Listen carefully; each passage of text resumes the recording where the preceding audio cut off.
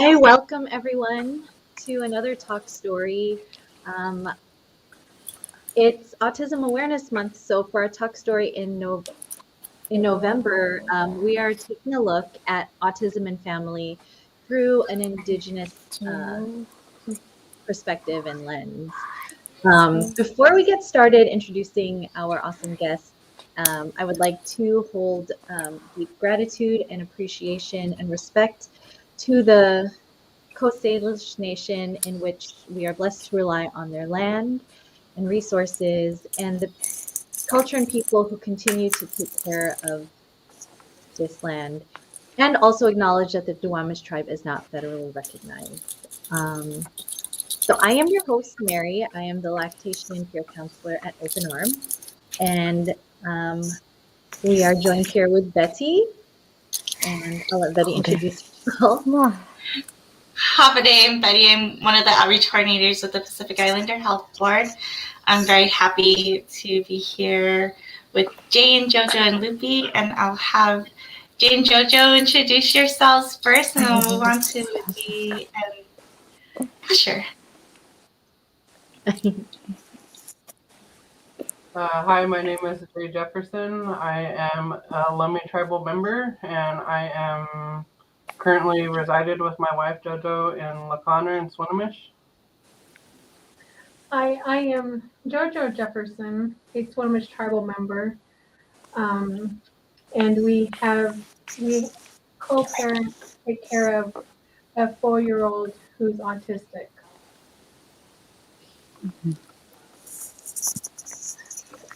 Say half a day. Half a day.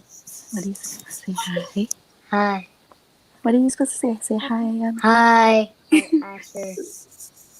I'm Lupe, and this is my son Asher, who is autistic, and we're happy to share our journey and our time with you guys on how it is in the household with autism. Oh, come here. Thank you. So, go ahead, Mary. I was going to say, thank you guys for being here and sharing a piece of your family with us and your story. Asher has some things that he wanted to share right before we got on. He has these cool stuff. You want to show this one? You want to hold it up? You want to hold it up? Ready? So this is Asher's ID alert or alert ID card. It's very handy for him, especially when he can't really advocate for himself. It really does tell you a lot about Asher, who he is, how he is, and what he's allergic to. These cards does come with so much information, and it shares like things like he does not make eye contact, he does not like loud noises, small places make him scared, kind of thing. It's a very informative card, and I recommend every family, and it's not just for children with autism, it's for all children with disability. I recommend everybody to get it because it does help those who are unaware of Asher and other children who are nonverbal to know a little bit more about them and what they can and can't have or do on a daily basis. Are they trying to show him? No, just put it down. Let's put it down. Mom, how can I open it? I think that's a great way to start off. Mom, how can I open it? Go show Matthew. As family, it's best for people to approach the children if they'd like to chat with children or just engage. I know it's the COVID time, so we're not doing very much engaging with people outside of our families. But even within our families, like extended family members that you haven't seen in a while because we are having quarantine times. I think that's a really good way to introduce people without to teach others the best way to approach. Yeah, and it's also like even if like because Asher goes with me almost everywhere, and so like even just to the grocery stores, these kind of cards are good, especially because Asher is highly allergic to cats, and someone who has cats in their homes, they're like, oh, okay, they know to keep their distance, kind of thing. So it's like I said, these cards are, it's not just for our use, but for the public as well. So Yeah, thanks for sharing that. That's such a yes, cool resource to have. Um, definitely.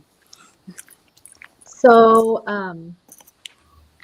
Luby, Jojo, and Jay, before your experience as a parent with a child who has autism, did you have any interactions with other families whose members navigated autism? What is that one? What is? Uh, Mom. Speaking for myself, Mom. uh, What's that yeah, one? What we is? It's knew very upstairs little, Where? in mommy's room. and Oh. there was that much awareness in our community or the tribal communities. We didn't really know a whole lot, or we didn't, we weren't aware of the children that were in our area that have autism, and so it was definitely quite the learning ladder for us once once our son was diagnosed. I actually worked in the La Conner School District where I worked with an autistic child. So some of the behaviors that our son displayed, I kind of was trying to put them together to see, if he was autistic or not. But the awareness of knowing that there were other autistic children in the community, like I wasn't aware of that. So my experience is, I used to work in childcare for a long time, and I've come across a lot of children with disability, and autism was one of the rare, believe it or not, that I actually came across. I mean, there was children with ADHD, ADD, or and so forth, but my very very first like hands-on family related autism was with my cousin, her daughter Relena. Oh, I love her. She's taught me a lot, and she's opened up my eyes, and I guess that's what made me very aware of with Asher, just Mhm. seeing how she would interact with people and things like that. um, and whenever I had information or questions or whatnot, I relied on my cousin, or leaned on my cousin Marlena, about situations. Has she ever occurred with, came across this with her daughter or whatnot, and that's what lit the bulb to kind of get like Asher tested and things like that. So it was because of my cousin Marlena, I was educated about autism. Mhm. Um, okay, so I guess we've touched into this a little bit. What community resources or family resources helped you navigate this journey with your as a family?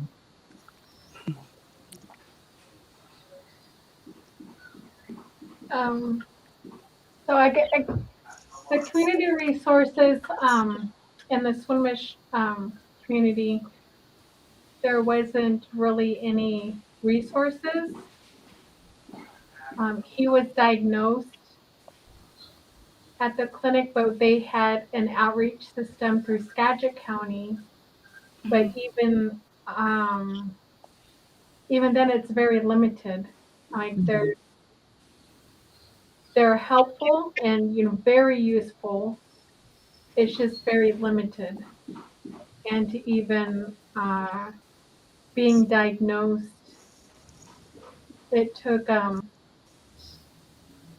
several months to even get in, and we Mm. had to use different doctors were scheduled for children's.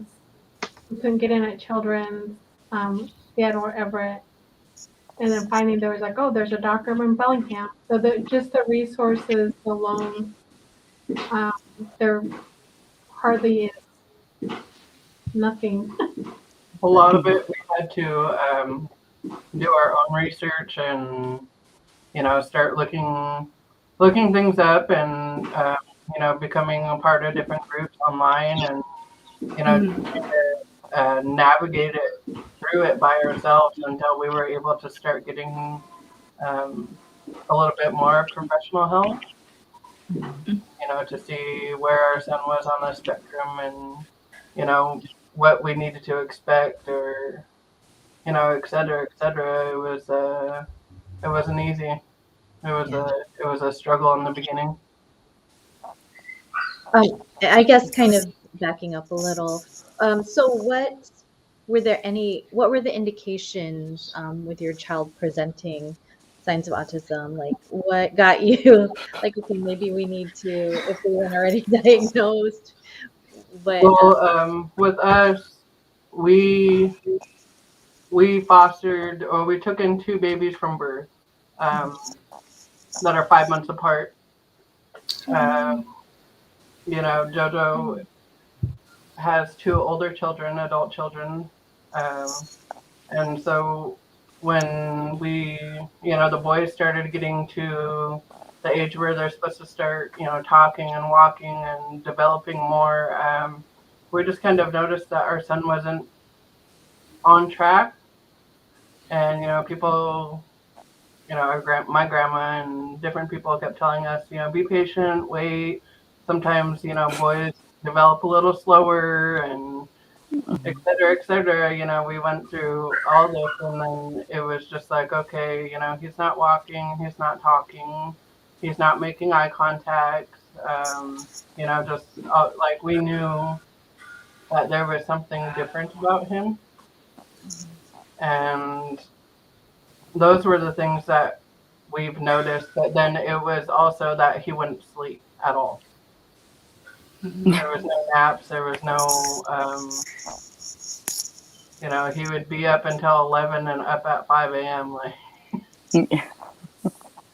But he also he would do a lot of head banging, like, and so would have to protect his head. He was like the fastest crawler that I ever seen in my life. He would spin sitting, so he'd sit and he would just do circles like crawling. I don't know how to explain it, but it was. And then he would look off in the distance, and because we had two boys, or we have two boys that are the same age, we were comparing them, even though we knew they're 5 months apart. But our oldest son was, moving up, and then our youngest son, Sam, would he wasn't developing as fast as brother. Lupe, I saw you like nodding too. Is there some similarities? Very, very similar occurrence. So another one with to include into Jojo and Jay's is Asher wasn't responding to his name. Like we would call him, and he wouldn't look until we were like, "Hey," I kind of got scared there for a moment. I thought like maybe he had hearing loss or it's something. But doing the research, that's part of them, part of who they are. They don't respond to their names, and the spinning. Oh, the spinning. That one. I think for Asher was more of seeing things spin. Everything he touched or felt, he was spinning them. Tops was one of his favorites, and all of that. The head banging, that one was the I would say one of the scariest moments, because he would run into things and he'd look at me and like nothing happened, like it was just a typical thing. And the same thing my mom would say is, he's a boy, it's okay, they're still learning. girls learn faster than boys, and it's moms, right? But I noticed comparing him to my older one, he wasn't hitting a lot of milestones, and that's what raised a lot of red flags for me. Is I guess it put a lot of concerns and stress on me. Like, how come he's not walking yet? He's not babbling, or he's not wanting to do these milestones that they gave us, because my resources are within the military community, as we are a military family, and even our doctor was noticing it as well. But as they say, and research will say, they won't fully diagnose a kid until the age of 3, Mhm. but you start seeing signs at the age of 14 months at earliest. So it's, yeah, it a lot of similarities to Jojo and Jace. Was that about the same timeline for you, Jane, Jojo? Yeah, well, it was just, we were just talking, it was a little bit different for us. We started noticing all these changes, and then when he was just a little bit over 2 when he was diagnosed, but it took a year for us to get into the specialist for them to, officially diagnose him, and to kind of tell us where he was at on the spectrum. Mhm. So he was officially diagnosed at 3. Mm. But That we, is a very long process to Mhm. think from. If symptoms or behavior start at 14 months and then you're waiting. Sorry, I'm like doing math in my head. In the last live, I didn't do it right. For 14 months to 36 months. What's that? 20? Is that 22? Ugh, I'm really bad at that. Mhm. But that's over a whole year and a half for families to get the. When you get a diagnosis, is it like, okay, now let's make a plan, or were you able to make a plan before then, or was it just testing and assessment, like from 14 months on? Well, for us, Yeah. Go ahead. um, for us, we got referred to um, no, the Aaron Skagit. Spark. We got referred to Spark, and Spark helped out tremendously when we still had Samson in our care. And they would go to the daycare, they would come to the house, and they'll give us cards, stuff to work on with him. And we got him into ABA therapy, but that's when his biological mom, was able to take him back and pick up on the ABA. But even having those facilities helped him tremendously in his growth. we didn't really have a plan. We just started our main goal after he was, unofficially diagnosed, or like, we just started, our main goal was to bring awareness, right, Mm-hmm. to our communities, to our families, you know, we did our studies, we did everything that we could to try to help him until he was officially diagnosed. But that was, our thing was to let our families and our people know, you know, we had to say it. We had to say it out loud. Our son's autistic. He's autistic. Like, and if you have questions, don't be afraid to ask us. And Mhm. especially because of our work with the communities and our work with our culture, we had to let people know. Like, that was, it wasn't, we didn't really have a plan set in place, but, we did everything we could in our power to try to make it a little bit easier for him. And I think that's what we as the parents with children with disability can like, I wouldn't say have to, but need to, but it's more of, like you said, raising awareness, because um sadly a lot of our people, it's pride gets in the Mhm. way, and they won't accept that their child has disability, and that it's going to stop or hold the child back from actually reaching out to those resources to help them grow. It's something that they do need. Like Asher does need ABA. He does do speech therapy. He does do occupational, and that's because they're helping him grow. They're not trying to shame us as parents, but really they're trying to educate us so that we can be side by side with our kids as they grow and they learn new things, because they're the way they think, it's outside of the box, and it's their own. They get very creative and they think differently than any average, and sometimes they do think like an average kid, just very fast.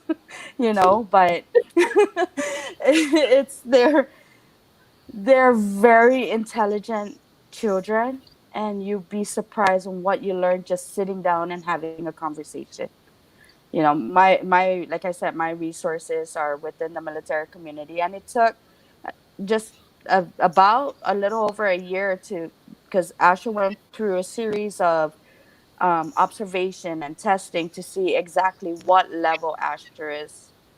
Asher is a moderate severe autism, and that's because he has speech delay and learning delay. And he's learning through that, and he's come a very long way. He's hit a lot of milestones. And I think his therapist, who we've been with since we've been in Washington, and that's 7 years, um, he has been with Littlefield Therapy over in Puyallup, and I am forever grateful for them because they've educated me and they've opened my eyes to a broader learning for Asher and what I can do to better his learning here at home. Just like at school, they offer what's called a skills program to help children. They do the speech there as well and the occupational. As a matter of fact, Asher's occupational therapist is a tomorrow, and she Aw. sees a lot of changes in Asher, and he's persevering and prevailing in all his areas, and that's a plus. And it's not just on me, but everyone who has lent in a helping hand. You both mentioned, correct me if I'm wrong, is it ABA therapy? Yeah. What does that stand for? What is that type of therapy? Oh my god, I have to think about that. Put me on the spot. Question.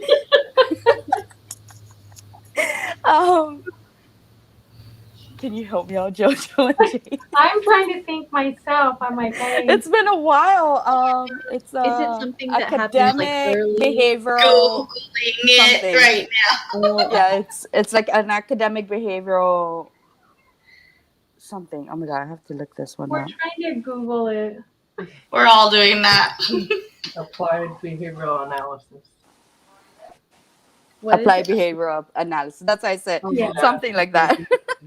so is that something that um, when a child is, or is that something that happens early on? Because you Mhm. both mentioned it early, and then from there, is it like stepping stones to other Yes. types of therapy? Like that's the starter, that's the Mhm. first floor, I guess. Okay. Yeah. I don't know how it works for Jojo and Jay, but like our therapists for ABA, they give us this like thick binder. I didn't bring it down with me, but it's a really thick binder, and there's different milestones and different steps that they hit. And they explain like it's basically ABA is for daily purposes, as opposed to occupational and speech is just like kind of working them through day-to-day activities, as they say. Oh, So but yeah, it's ABA is one of the therapies that they need. And I'm gonna say need because they really do, in order to get through their daily lives. I mean, they go as far as teaching the kid how to potty and educating us on how to be patient, and then teaching the kids how to go left to right and understand, make us parents. I don't know. I think it's a learning experience for both my son and myself. Yeah. Mhm. So, like, well, I guess I was going to ask when does that begin, but I guess it sounds like it begins as soon as they're identified on the spectrum. They So it could be, recommend that they start, as soon as they get diagnosed. They recommend that, you set up all these therapies for the kids, so that they can, it's basically so that they can get used to it and comfortable with their therapist, because if they're not comfortable with their therapist, they are not going to sit down and want to learn with them. It's just like a teacher. Mhm. You want to be comfortable with your teacher in order to learn from them. Yeah, and build that rapport and trust. I'm sure. Exactly. Yes, that's Asher in the background with the lights. I like this. Okay. And he's going to come and show us. This is big. Yeah, is he gonna show? I don't want to go to the. Are you going to come show them? It's really bright. No, okay. So it sounds like for your communities, you've both, at least I know in the military there might be um, some things that are starting to be established, but Jay and Jojo, it sounds like you really, in your community, would you say that maybe there wasn't a plan for you, but now is there a plan for others because of the steps that you've taken? Look. A lot of people have, Okay, look. ever since we started bringing up awareness and, just letting people know. I mean, we go to these gatherings, these big cultural gatherings, and, they always have these expectations for all children. I'm sure with a lot of Indigenous communities, like, your children are supposed to be a certain way, they're supposed to act a certain way, at these, ceremonies, these cultural gatherings, these different types of events. And we started bringing awareness, because we have to bring our son, but it's something that he has been involved in ever since he was born.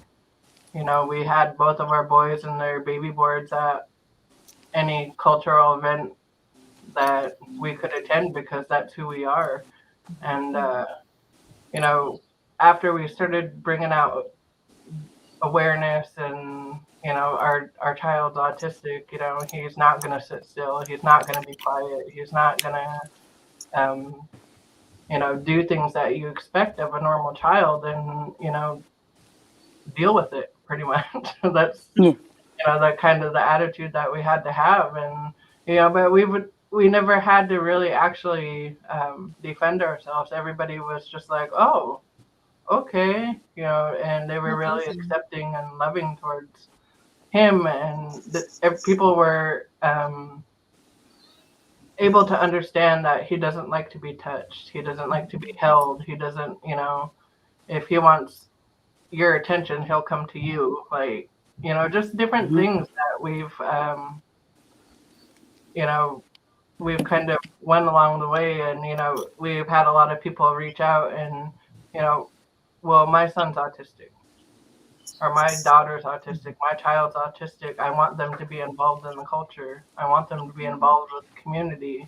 And they've reached out and just kind of thanked us for our efforts in trying to bring awareness, because it makes it easier for them, for their children. And to be able to pave the way a little bit. I mean, I we don't take any kind of credit. I mean, there's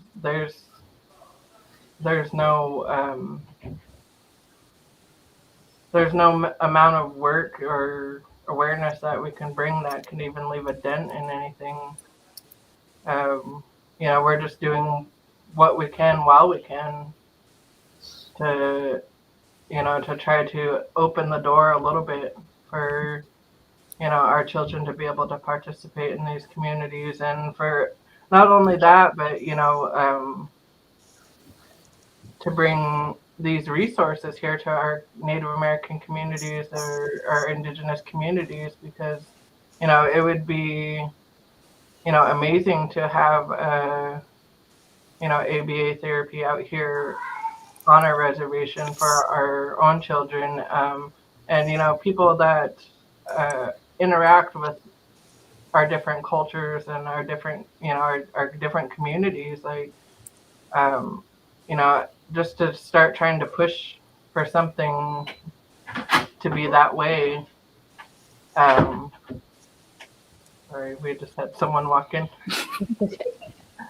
Uh, you know, it would be amazing. I mean, we're just doing what we can while we can, and we don't really have a plan. I mean, we just go day by day, and we still live our lives the way we would live them normally. I mean, as much as we can. I do want to make a point and say that even Samson is, you know, obviously isn't our biological child.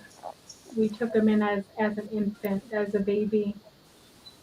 But even hearing, you know, we knew that he was on the spectrum of being autistic. Like in me thinking like, oh, he's on the low end just because of his capabilities and what he was able to do. But even like when we went to the doctor and we're talking to the doctor and to hear that he was on the high end of the spectrum and I, you know, that, you know, shocked me. It put a, you know, lump in my throat because I was like, oh, and but I can't think of, you know, how it would feel um, as being a biological parent and, you know, and hearing those words. I mean, it's different. And but just even having the diagnosis of, you know, where your child is on the spectrum, I make it, you know, it's shocking and it's hard to, um, I guess, accept.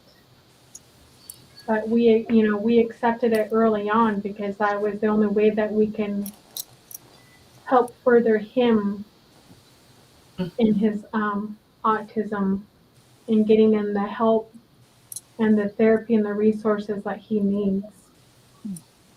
And yet some people are in denial that their child is autistic. And like Lupe says, you know, it sets the child back. It doesn't set you back, and it's the pride. And Mm-hmm. you know, you need to love your child more than anything to accept that your child is autistic. I mean, they're you're still your children. You still love them the same.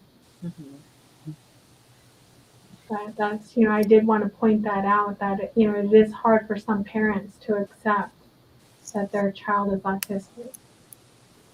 Mm-hmm. And I think with us doing this, it's not just to raise awareness, but to let you know, families know that it's okay to speak up and say, you know, my child needs help. What steps can I take, or who can I talk to? You know, and I'm more than happy to help them, assist them in any way that I can. It's just every parent has to step up and take that initiative, because none of us want to force anything on them or be like, you know, hey, something's wrong. You know, as they say, every parent knows their child or tries to know their children, and all they want is to help them become better and grow and be who they're meant to be in this world. So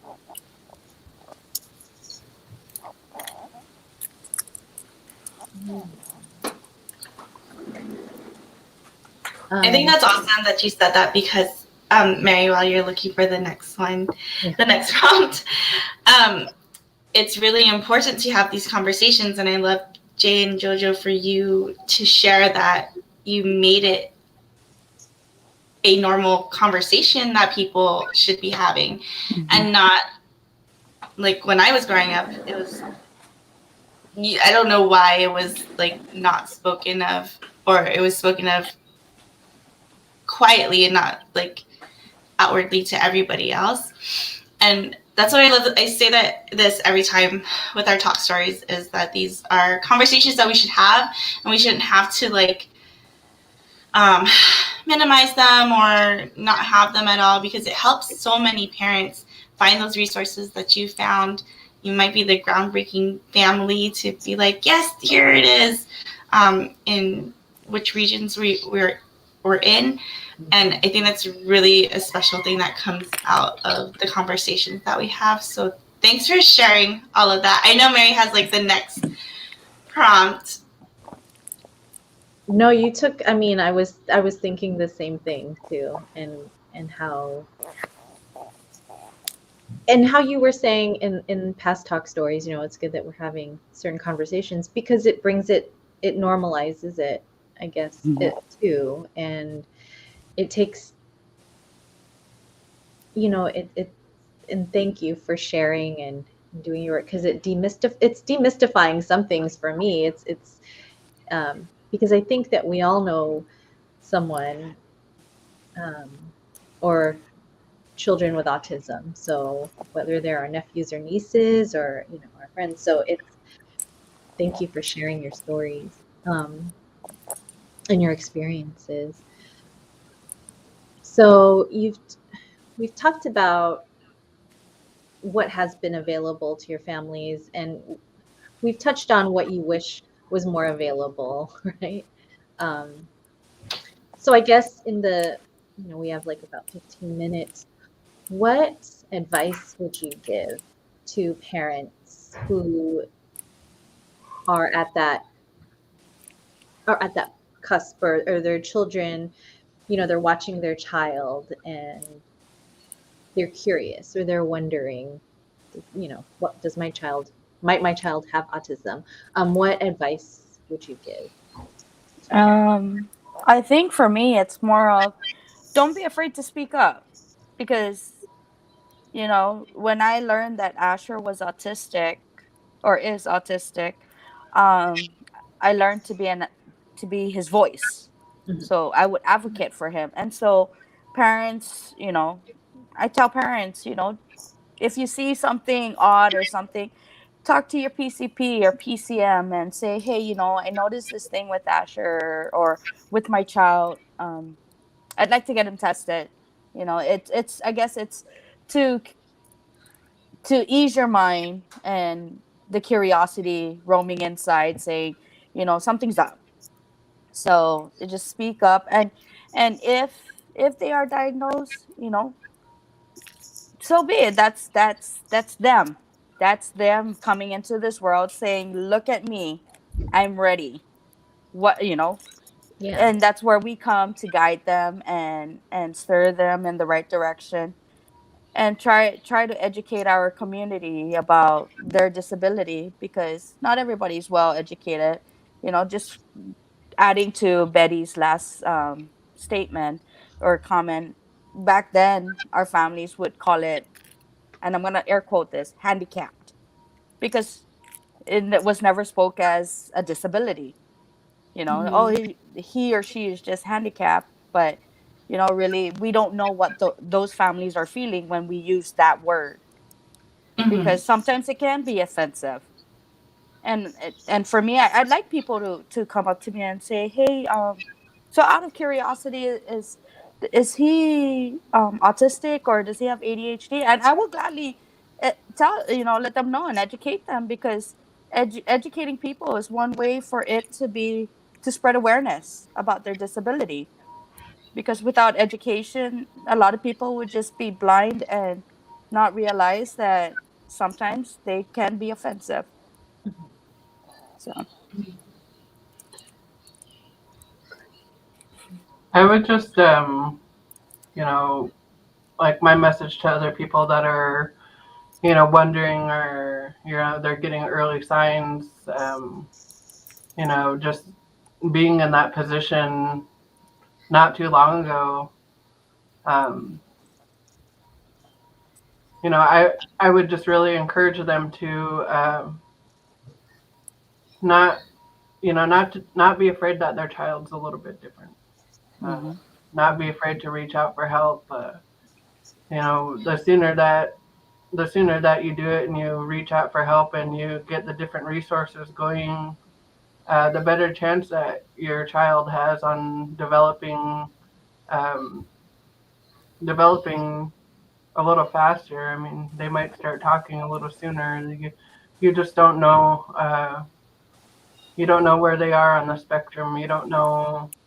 There's a lot of unknowns, but as soon as you start asking questions and, you know, getting them to the doctor and doing things that you need to do to get the help that you need, you know, it really is true.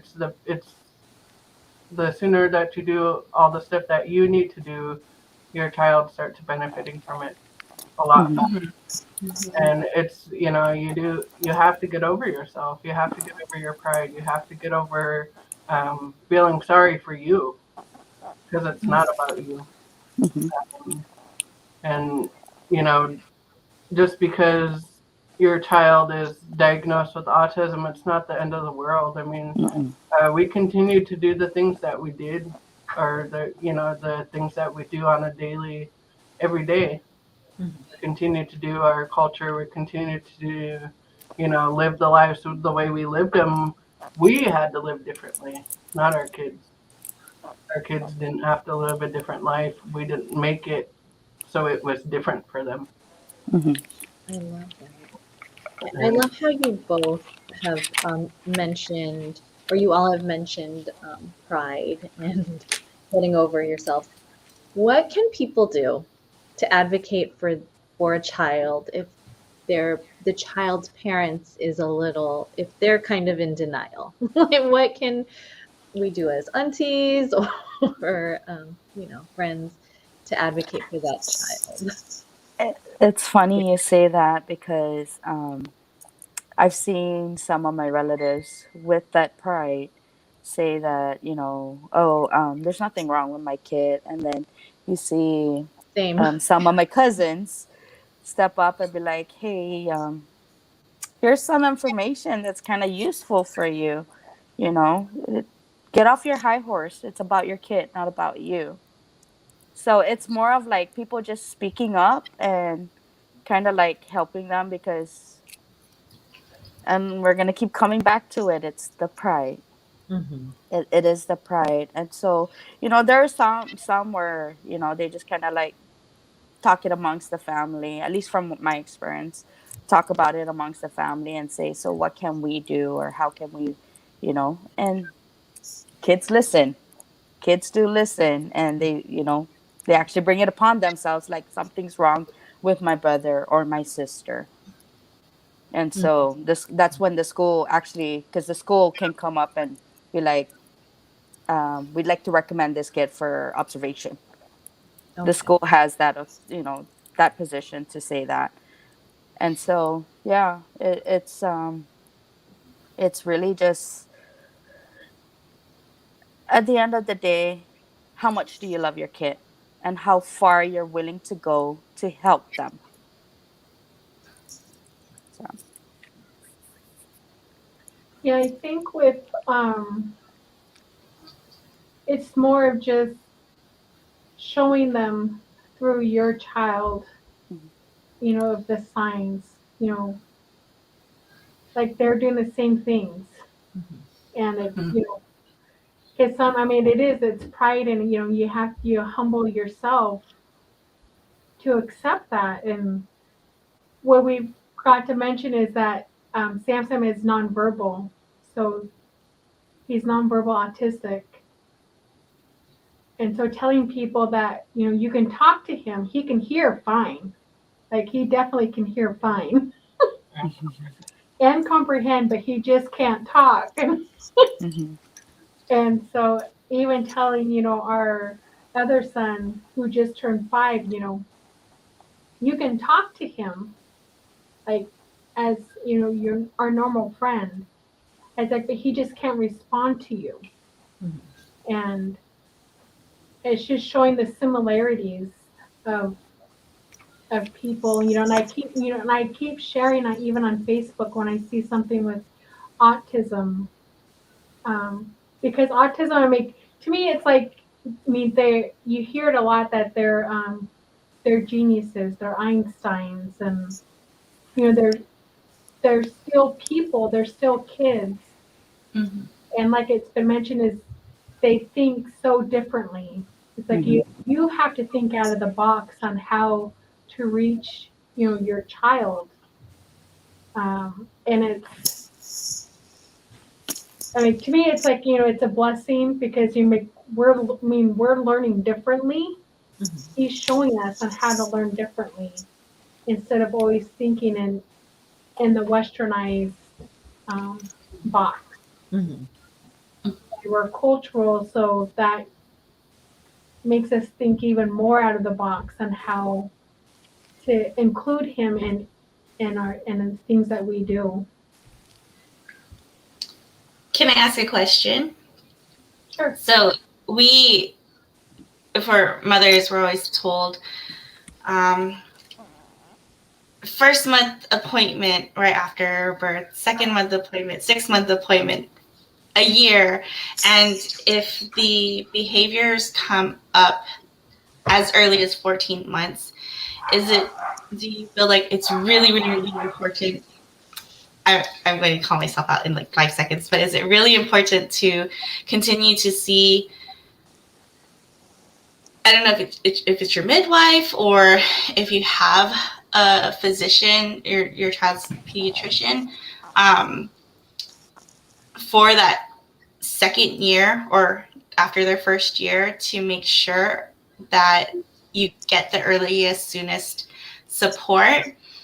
I'm that mom who skipped the year 2. It's really, and so, and I'm stressing this because I find that as we've had our talk stories, we've met with so many organizations through the collaborative that are now wanting to say, hey mom, we're going to help you from like conception when you find out that you're pregnant all the way through birth with our doulas and our midwives, and then afterwards with our lactation consultants. And the goal of some of our partners is to follow mom all the way to year 2. So that second year and after, if they're done, like we always hear this, I'm going to, like, 1 year is my goal for breastfeeding. And some people make it, some people don't even breastfeed, and that's totally fine and well. And then we kind of just don't have like that second year encouragement the way we have like the first year hit the mark. So I didn't know how important like year 2 or what year 2 looked like for you in those super early stages, if you thought as early as 14 months. So like within the military community, they give you you know, these milestone every time you come in for your appointment, and it goes way past year 2. And each appointment they give you these milestone forms to fill out, and that's kind of helps also the um, the PCP or the nurse to, you know, kind of determine where the kid is at, or what areas they need to hit, or kind of raise concerns. And so I feel like within the military community, having those papers kind of also opened my eyes to kind of be like, oh wait, yeah, they're supposed to hit this at this time, kind of thing. So I don't know how it is outside, because I've always been within the military community. Mm-hmm. But from what I've seen, I think it does go only up to like, I think a year, right there at year 2, and then stops. Yeah. Yeah. I think with us, we did notice different things before he was 1. Mm-hmm. So that's something that we kept, you know, telling each other, like, I think he's autistic. And then Mm-hmm. because he would like, like the spinning. So he would sit down on the floor and he would spin himself, like, or he would look off in the distance, and I'm like, and then like we'd leave it at that, and then he'd do something else, like we're like, oh, I think he's autistic, and so it wasn't until like he had his next milestone appointment. Mhm. The forms that that you fill out, is your child, stacking blocks, or is your child, you look at you, or and it's like, and I wasn't able to check anything off. Yeah. Like I was like, no, he's not stacking blocks. No, he's not, trying to talk, or no, he's not walking.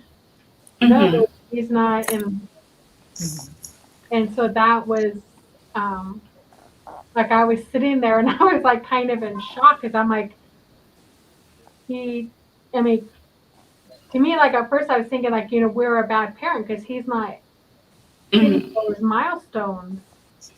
And then it wasn't until like, the doctor was like, oh, you know, he's autistic. These are signs of autism. And we're like, that's what we've been saying. But still, I'm like, you have that thinking in your mind that he's, like there's something like you did as a parent of not letting him achieve, those goals. But um, it's, just being aware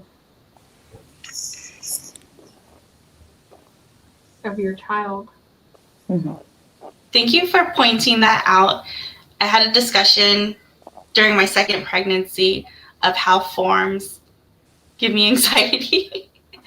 But they're so good because they help you identify the needs of whichever situation it could be, like at the hospital. And one of the things on this form that I had with my first daughter was, can she pick up a Cheerio? And I was like, I don't buy Cheerios, so I have to check no.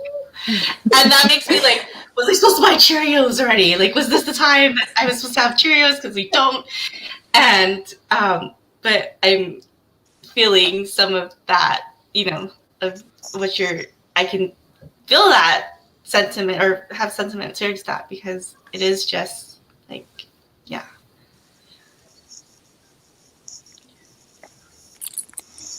Yeah, well, There, we do want to share like just a couple stories, because we bring,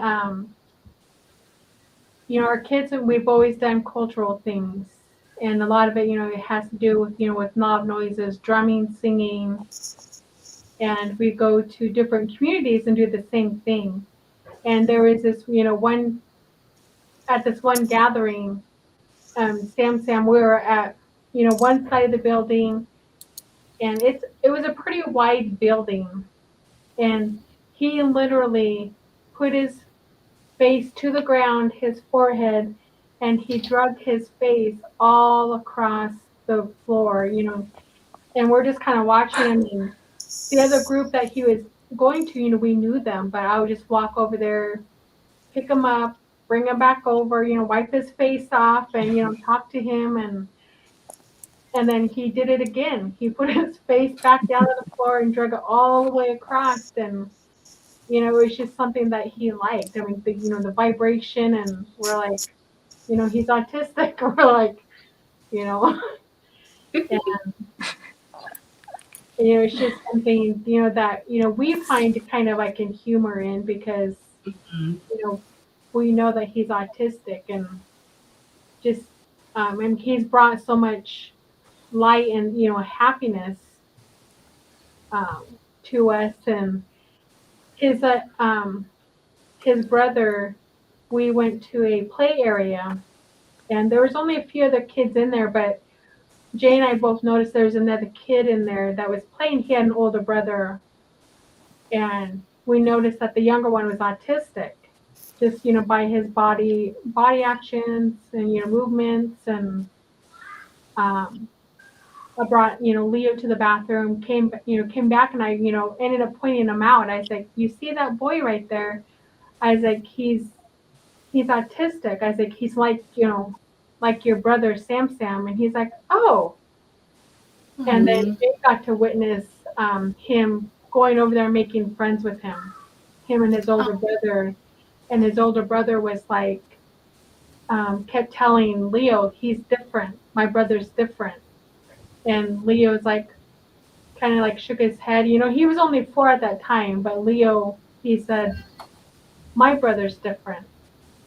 And then that Mhm. little boy was like, oh, but you know, they played really well for the last half hour that they were there.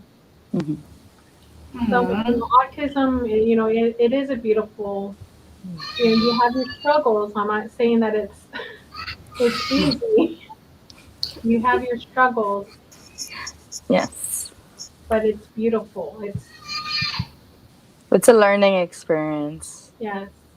It is a very learning experience. And, like, it's, I think, like, when they hear the word autism, I've heard it before. Some people say, "Oh, it's a little shameful because of their behavior, the noises they make, or what have you." Like at church, we have a family there who both her kids are autistic, and they make their noises and everything, and the priest would just go on as if nothing's going, nothing's happening. There's no noise in the background because he too understands and knows. I mean, the military community has so much, as well as our Pacific Islander community. We have so many children on the spectrum, and the spectrum is not just one. It's a broad spectrum, and not all children have the same kind of autism.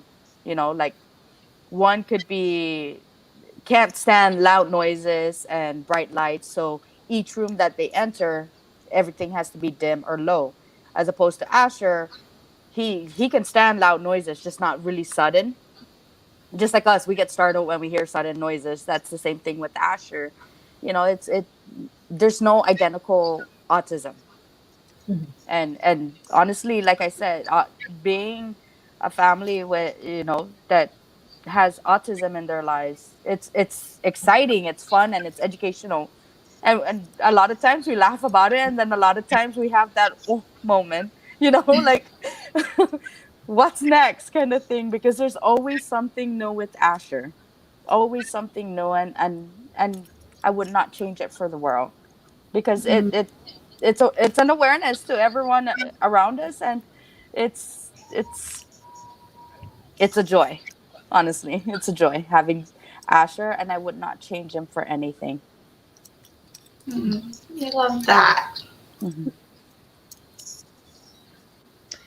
So wonderful. Well, thank you. Thank you all for joining us and sharing your stories and your experiences um, with us. It was so nice talking with you. Yes, And thank you so much. I before this started, I started to put foundation because I told Lupe I'm gonna start getting red in the face from laughing and smiling, and it just happens every talk story, like relating with the Cheerios, or just the story you had of your son going across the floor. Like in my head, as parents who find the humor in things, I'd be like, "Let's see how you go this second time." That's what I do, and what that's just me though, and it's it's so good to meet families who speak out and advocate for others and share the resources that are available. Um, is there anything else that you want to add or say? I would just like to, thank you guys for allowing us to participate in this discussion. Um, this is probably the first discussion that we've had about our son where we didn't cry. Aww. So we're growing as a family, and we're getting a lot stronger, and the bringing awareness to our communities and our Native American Indigenous people has definitely helped us just as much as it helped our son. Mhm. And I'm just really grateful it definitely takes a village to raise a baby. And, we have 2 villages that are helping us raise our son. And, we're very fortunate to be able to still co-parent with his mother. It's her and us. And we share a beautiful baby, and we all do what we give 110% of ourselves to him and our other kids, and I wouldn't change it for the world. And I just want to thank you guys for allowing us to take part in the discussion today. And um, at the end of this discussion, I just hope that anything we've said or done helps someone else. Love that. Thank you for being here too. Yeah. I think Yeah. for everyone, just I guess just breathe. Honestly, just breathe. It will all be okay if you just breathe, because there's a ton of support and a ton of love that will come to you when you least expect it. So just breathe and woosa and have your coffee. But yes, it's there's really nothing to change, just the way you look at life. Mm. Yeah. That's beautiful. Yeah. Great way to look at it. Mhm. Thank you. And we'll see you next month for our December Talk story, where we highlight um, community members and collaborative partners, right, Betty? Yes, December 8th, 5 p.m. December 8th. Mhm. Thank you guys so much. Bye. Nice meeting you, Bye, Jojo and Jay. Too. Bye. Thank you, ladies. Bye.